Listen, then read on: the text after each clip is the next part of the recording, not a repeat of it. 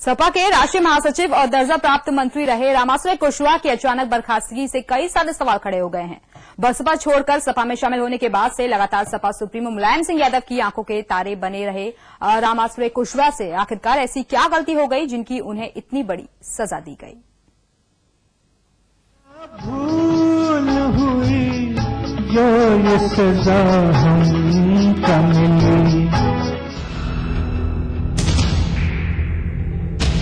ये है समाजवादी पार्टी के पूर्व महासचिव और पूर्व दर्जा प्राप्त मंत्री रामाश्रय कुशवाहा। भूतपूर्व इसलिए हो गए क्योंकि सपा के भारी भरकम राष्ट्रीय महासचिव प्रोफेसर राम गोपाल यादव ने इन्हें बर्खास्त करवा दिया है। हताश निराश कुशवाहा कहते हैं कि अगर ये बता दिया जाता कि उनकी गलती क्या है तो वो उस गलती को सुधार लेते।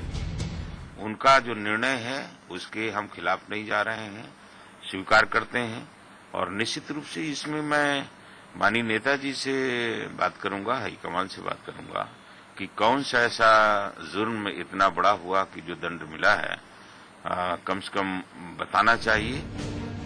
रामाश्रय कुशवाहा शिक्षाविद हैं और कानपुर के रहने वाले हैं। कुशवाहा समाज समेत सूबे के व्यापारियों और शिक्षा जगत से जुड़े लोगों पर भी अच्छी खासी पकड़ रखते हैं। ये साहब पहले मायावती की बहुजन समाज पार्टी में हुआ करते थे, मगर मुलायम सिंह यादव इन्हें समाजवादी पार्टी में लाई ही इसलिए थे ताकि सूबे के तकरीबन 6% कुशवाहा वोटों को अपनी तरफ खींचा जा सके।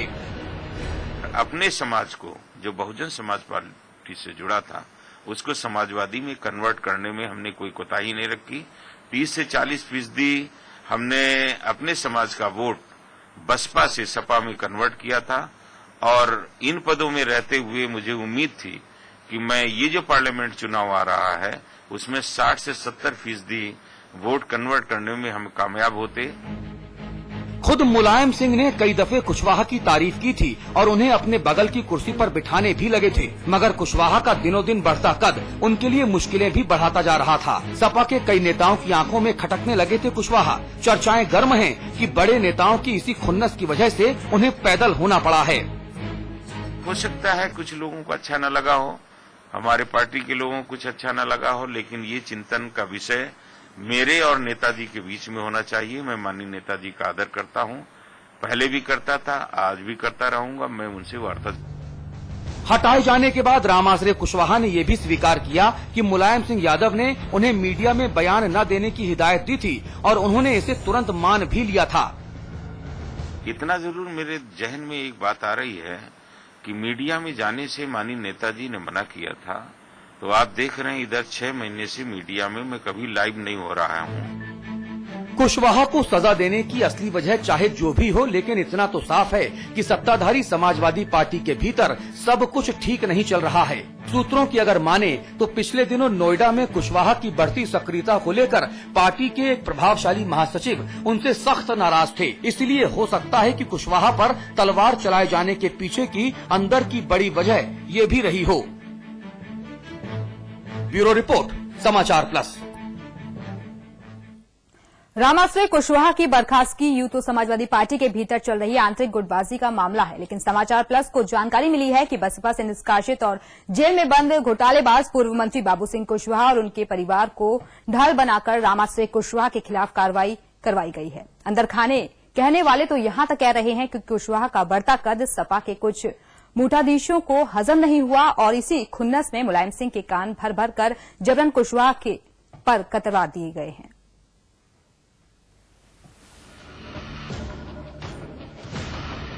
जी हां, ये हकीकत है। समाचार प्लस को जो जानकारी मिली है उसके मुताबिक बहुजन समाज पार्टी की सरकार में मंत्री रहे घोटालेबाज बाबू सिंह कुशवाहा के परिवार को समाजवादी पार्टी में शामिल कराया ही इसलिए गया था ताकि सूबे के 6% कुशवाहा मतदाताओं के इकलौते समाजवादी नेता रामाश्रय कुशवाहा का कद घटाया जा सके।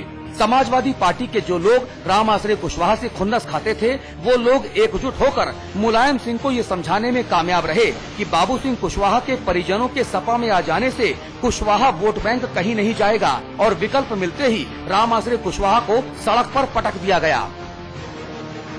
अब षड्यंत्र रचा गया होगा। माननीय नेताजी इतने वरिष्ठ नेता हैं, उस षड्यंत्र में आकर के यदि कुछ ऐसा फैसला किया है तो ये दुर्भाग्यपूर्ण होगा। बाकी ये हो भी सकता है पार्टी के कुछ लोगों का षड्यंत्र रहा होगा, जब मैं उस चीज को नहीं जानता हूं तो मैं कैसे बता सकता हूं।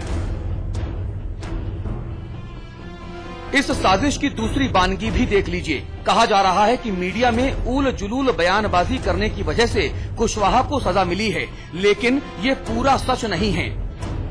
अगर मीडिया में बयानबाजी करने की वजह से कुशवाहा की कुर्सी गई, तो फिर नरेश अग्रवाल और अबू आसिम आजमी के खिलाफ तो सबसे पहले कार्रवाई होनी चाहिए थी, क्योंकि इन तीनों नेताओं ने आगरा में देशी विदेशी मीडिया के सामने मोहम्मद आजम खां के खिलाफ न सिर्फ जमकर आग उगली थी, बल्कि उनका इस्तीफा भी मांग लिया था।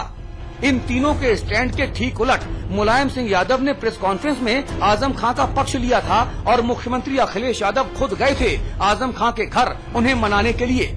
नियोजन राज्य मंत्री फरीद महफूज किदवई अभी तक मंत्री क्यों बने हुए हैं, जिन्होंने बाराबंकी में लैपटॉप बांटने को विकास न हो पाने की असली वजह बताने वाला विवादास्पद बयान दिया था। पूर्व आईपीएस अफसर और मौजूदा स्वास्थ्य मंत्री अहमद हसन अभी तक मंत्री क्यों बने हुए हैं, जिन्होंने ये कहा है कि दफा 144 लगी होने के बाद भी लाइसेंसी हथियार लेकर शक्ति प्रदर्शन किया जा सकता है। तत्कालीन स्वास्थ्य सचिव संजय अग्रवाल के मुद्दे पर अहमद हसन और आजम खान ने मीडिया में अलग अलग बयान दिया था। उनके खिलाफ क्या कार्रवाई हुई? औरैया के दर्जा प्राप्त मंत्री राम बाबू यादव के खिलाफ कार्रवाई क्यों नहीं हुई, जिन्होंने सपा की महिला नेता से 18 साल की लड़की मांगी थी और उसके लिए चूजा शब्द का प्रयोग किया था। गोंडा के सीएमओ के साथ मार पिटाई करने वाले पंडित सिंह को दोबारा मंत्री क्यों बना दिया गया?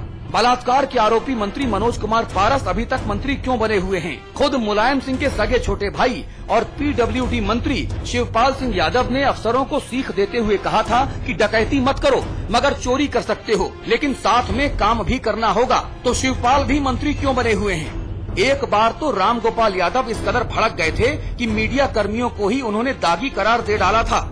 ऐसे बहुत से उदाहरण और भी हैं। कहने वाले तो यहाँ तक कह रहे हैं कि यादव परिवार को ये कतई बर्दाश्त नहीं होता है कि परिवार के बाहर का कोई अन्य व्यक्ति समाजवादी पार्टी में आगे बढ़े।